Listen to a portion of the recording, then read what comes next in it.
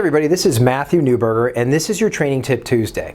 So I want to ask you a question, which is, why would you ever have a selling system? Why would you even use a selling system as opposed to just sort of keeping it loose and with, just working with your environment, right? So if you have a system, it could stifle your creativity during the process of selling. It could cause you to do the inappropriate thing, right?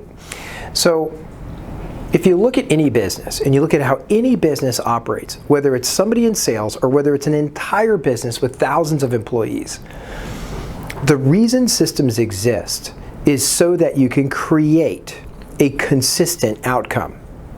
See, with a system, I can shorten the amount of time it takes to do something. I can also understand why, if something didn't work, why it didn't work. Rather than guessing or just taking it personally on the emotional side, it's much better for me to have that system. So when you think about what a buyer does, a buyer always has a system, and that is to mislead you about interest, gather information, act enthusiastic, commit to nothing, and then hide. Listen, I realize prospects will buy if they've already convinced themselves. Your job as a salesperson is to take buyers that don't think they need you, and by the end of a conversation, want to work with you. The only way to do that is to make sure you have a system.